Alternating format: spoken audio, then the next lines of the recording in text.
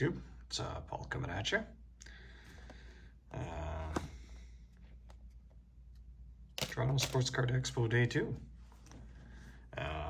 was a truncated day. I just, took it easy. I went to the expo early, did what I meant to do yesterday, which was drop off my PSA order first thing, which was like a 3-minute thing, and then, hung out for a bit, and then went home went to the hotel, dropped my bag off, and then I went over to Woodbine Racetrack. Had a good time. Woodbine's a bucket list track for me, and I'm like right here, and it was a good day of racing for the most part.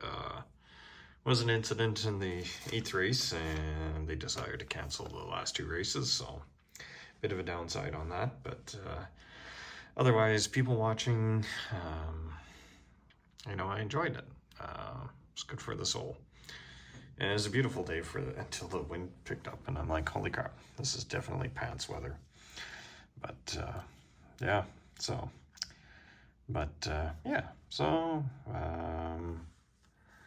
did what I need to do at PSA, and then I saw a couple of cards yesterday. Just tried to sort of remember where I saw them, and it was one of those things where it's a wood case beside a metal case, and I had a general idea of where they were.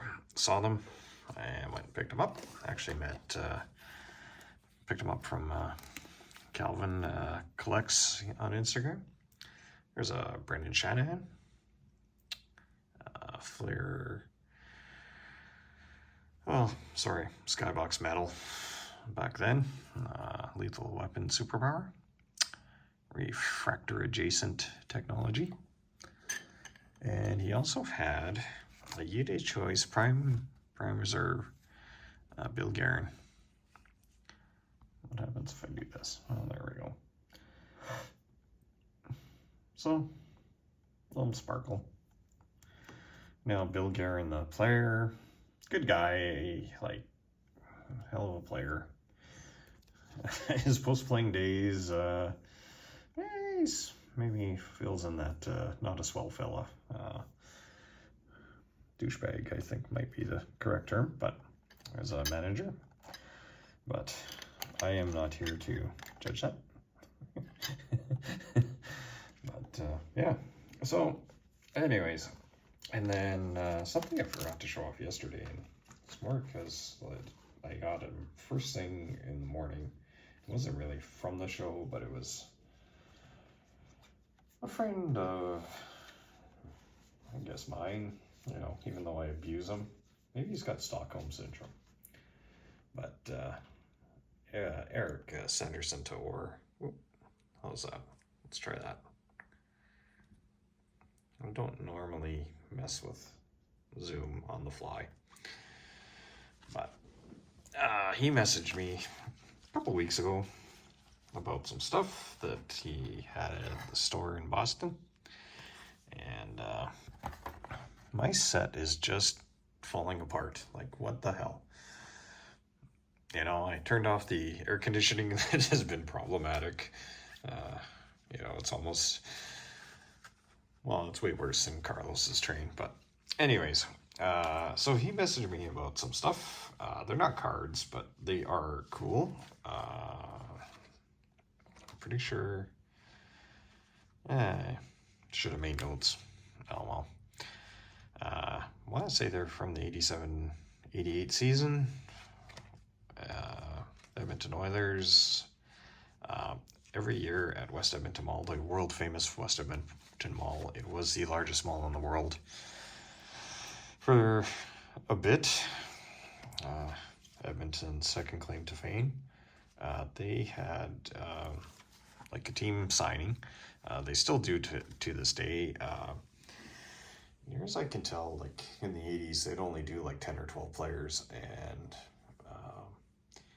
whereas now, like, it's everybody that's on the team, so it's a cool event. Like you can get an autograph session, even Connor McDavid.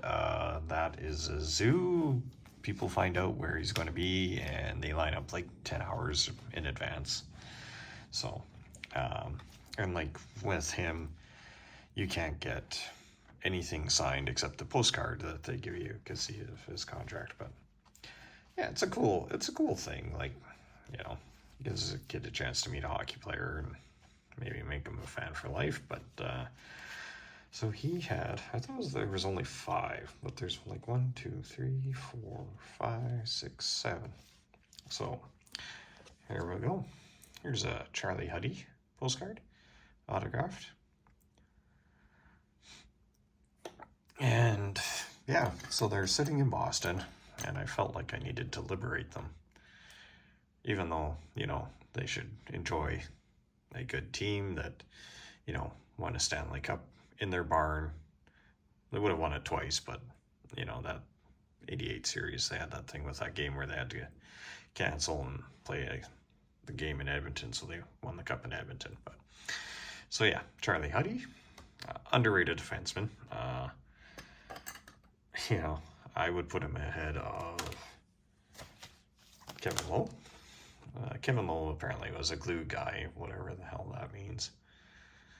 And yeah, he was an assistant captain, but once again, post-playing days as a manager, as a coach, he did okay. I want to say he coached us to the final in 2006, but no, that was McTavish.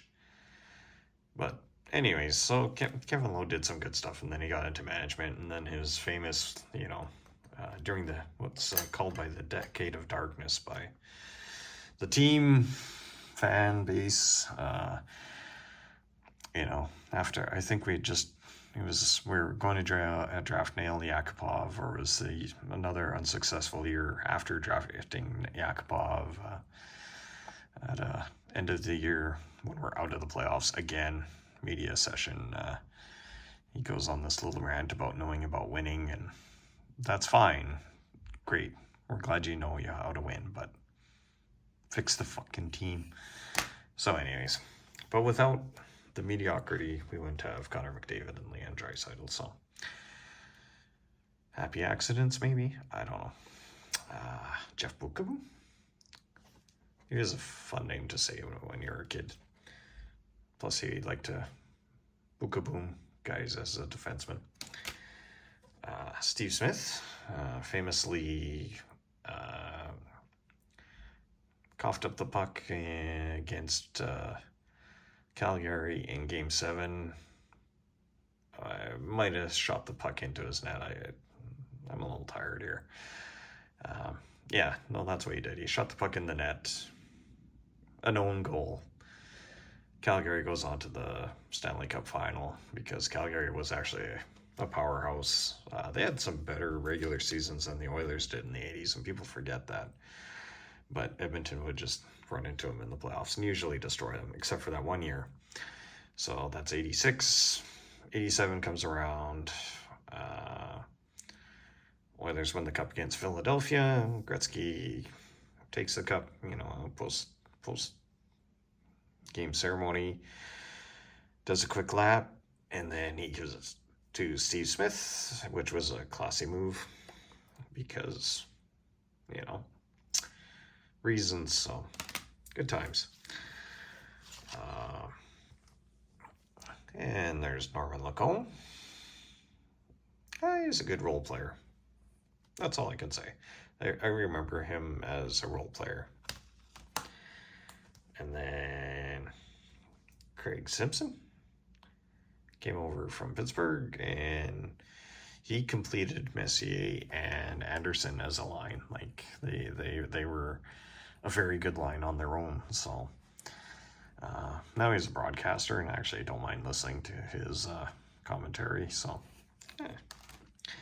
then last but not least, Yari Curry. My favorite Oiler from that era. So yeah, cool. Like I said, I think it's 10. Fuhrer, Gretzky, and I want to say Glenn Anderson are the others. So that'd be cool. And then, yeah. So good times. I enjoyed picking that up. Thanks to Sanderson and Orr just thinking of me, and you know, good times. So, and then like I said, went to Woodbine. Got a daily racing form. This was cool. It's a full size. Like, we don't get these anymore. I don't even think we got full size when we were in upstate New York last summer. But it's the program for the discerning handicapper, shall we say, not the common rabble.